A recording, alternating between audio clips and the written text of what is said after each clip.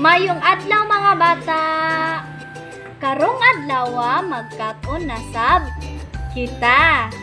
Ang atong kat-unon karon mao ang pangdayagon nga pulingan og dekatino nga pulingan sa MTB MLE 1. Ang una natong kat-unon mga bata mao ang pangdayagon nga pulingan.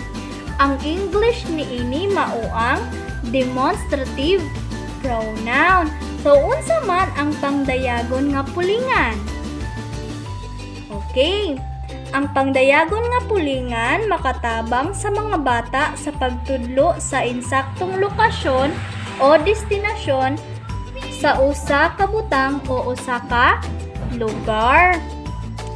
So, ang pangdayagon nga pulingan mga bata, ginagamit siya sa kini, kana, o kadto.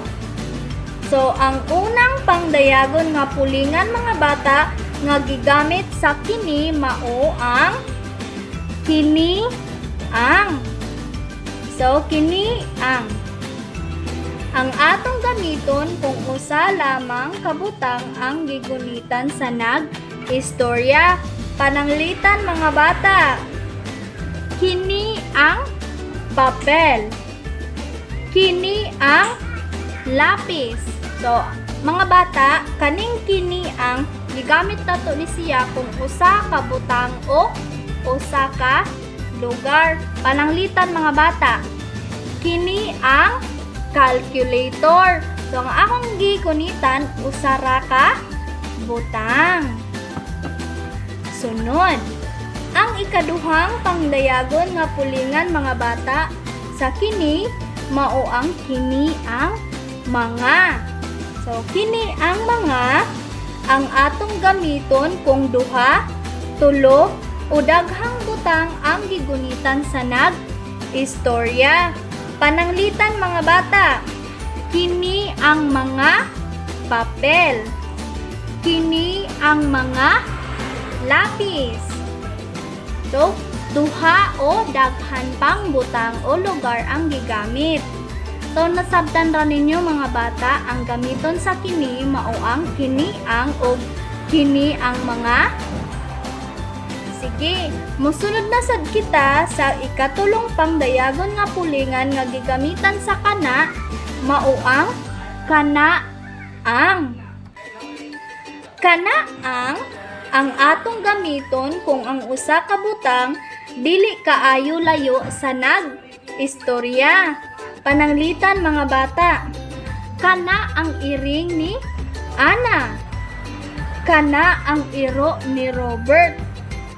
So, kana ang. Sunod, ang ikaupat nga pangdayagon nga pulingan nga gigamitan sa kana mao ang kana ang mga.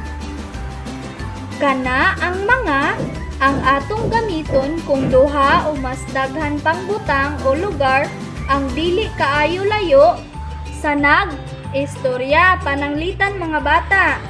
Kana ang mga baboy ni Ana. Kana ang mga manok ni Robert. So, muna sa tudloon nimo ba?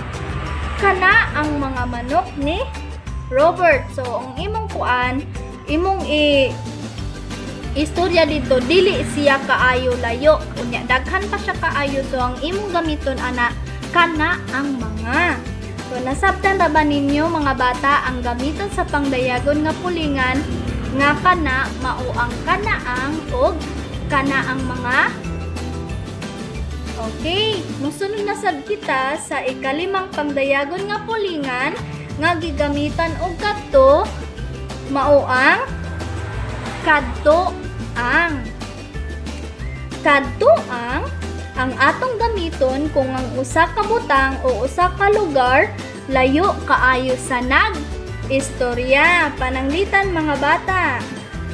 Kadto ang barko. So, diba, kung moadto ta dito sa baybay, moingon dayon ta kung makakita tag barko sa lawod, diba, moingon dayon tag kana ang barko. Diba, layo siya. O, pero, gigamitan ra siya usa.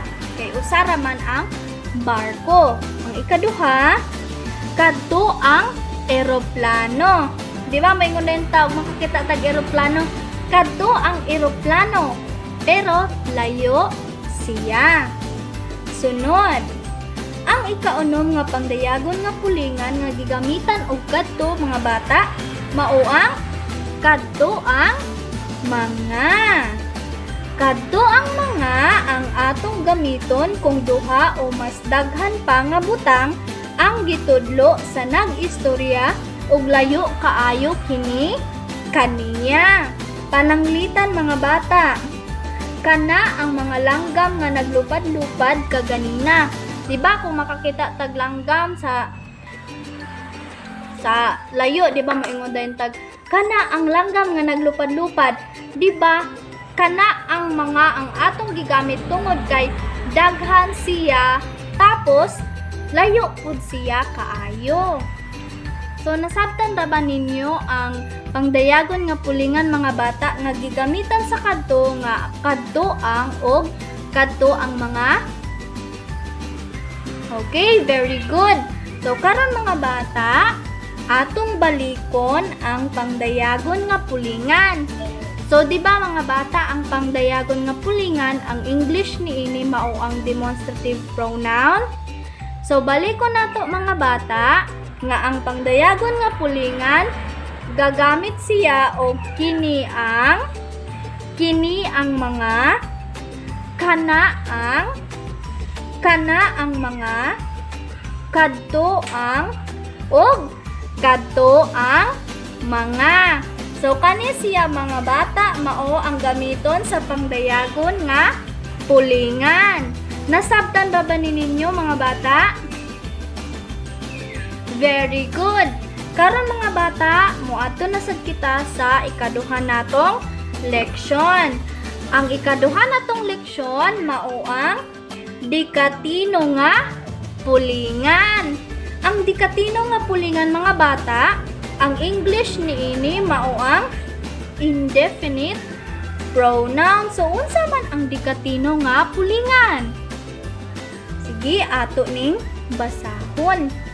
Ang dikatino nga pulingan makatabang sa mga bata sa pagtudlo sa insaktong tubag kung kini mao ang naghisgot sa taw o butang nga wala diha. So mga bata, ang dikatino nga pulingan gagamit siya og tanan, usa, wala, daghan, gamay, pipila, uban, uban pa, bisan kinsa, usa ka tawo, matag usa, ug walay tawo. So mga bata, ang una natong gamiton sa dikatino nga pulingan mao ang tanan. Pananglitan mga bata, manindog kitang tanan. Kitang tanan manayaw. Kamong tanan manganta. Di ba mga bata, ang gihisgutan ani, ang gigamit ani mao ang tanan. So, nakasabot ra mo ani mga bata. Okay, musunod na sad kita sa ikaduha. Ang usa. So, pananglitan mga bata, gamito nato ang usa sa pag-ingon. Ang usa ka bata kay nagsulat. Ang usa ka suga kay nisiga. Ang usa ka baboy kay giihaw. Di ba mga bata, ang gihisgutan niini mao ang usa. Nasabtan ra ninyo mga bata? Okay, musunod na sad kita sa wala. Pananglitan mga bata, ang wala atong himuong pulong sa wala ang among maestra. Wala ang akong mama. Ug wala nakuoy papel. Ang gihisgutan ani mga bata mao ang wala. Okay, sunod. Daghan. Pananglitan mga bata, gamito nato ni sa pag-ingon. Daghan ang akong papel. Ang saging nila kay daghan kaayo. Daghan ang iyang lapis. Ang gisgutan mao ang daghan. Sunod, gamay. Pananglitan mga bata. Gamay ang iyang bag. Ang akong iro kay gamay. Pwede nato ni siya gamiton sa pagpangutana sama ni ini mga bata. Nganong gamay ang inyong baboy? Okay, so guys, good siya sa gamay. Sunod, pipila. Pananglitan mga bata, gamiton nato ni sa pag-ingon, pipila na lang kaadlaw kay bakasyon na. Or, pipila na lang kaadlaw kay bakasyon na. Sunod, pipila na lang kaadlaw kay Pasko na. So, ang gigamit ani mga bata mao ang pipila. Sunod, uban pa. Pananglitan mga bata, gamiton nato ni sa pag-ingon, ang uban na akong classmate kay niuli na.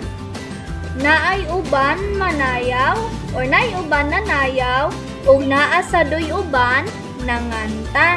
Ang gigamit ani mga bata mao ang sakto, uban. Sunod, uban pa. Pananglitan mga bata, gamiton nato ang uban pa sa pag-ingon, daghan kaayutang mga prutas diri sa Siquijor. Naay mangga, apple, orange, watermelon, ug uban pa. So, nasabtan ba ninyo mga bata? Okay, very good. Sunod na pod kita sa bisan kinsa. Pananglitan mga bata, bisan kinsa ang muingon nga ang bata niya kay buutan. Bisan kinsa ang mubantay sa among tindahan. Gigamitan siya mga bata og bisan kinsa. Sunod mga bata, usa ka tawo. Pananglitan mga bata, gamiton nato ni siya sa pag-ingon, ang usa ka tawo kay maayo kaayo mo kanta. Naay usa ka tawo nga niadto sa balay. So ang gisgutan ani mga bata mao ang usa ka tawo. Sunod, matag usa. Pananglitan mga bata, gamiton nato ni sa pag-ingon, ang matag usa kaninyo magkuha og papel. Ang matag usa kaninyo kay naay gidala nga bola. So ang gigamit niya mao ang matag usa. Sunod, walay tawo. Pananglitan mga bata, gamiton nato siya sa pag-ingon, walay tawo kaganina sa among balay. Walay tawo nga gabantay sa ilang tindahan. Ang gigamit niya mao ang sakto, walay tawo. So mga bata, nasabtan ra ba ninyo ang dikatino nga pulingan? Very good. Atong usang balikon ug unsa ang dikatino nga pulingan ug unsay gamit niini. Ang dikatino nga pulingan gamiton siya sa tanan, usa, wala, daghan, gamay, pipila, uban, uban pa, bisan kinsa, usa ka tawo, matag usa, ug walay tawo. So mga bata, mauni ang dikatino nga pulingan. Mauni atong gamiton. So, nakasabot ra tanan mga bata? Very good! Mamalakpak kita tanan. So, mga bata, daghan kaayong salamat sa inyong kooperasyon o partisipasyon sa atong leksyon karong adlaw. Ayaw kamo kalimot sa pag-like, subscribe, o hit sa notification bell para sa atong sunod nga leksyon. Daghang salamat pag-usab mga bata. Bye-bye mga bata. God bless us all.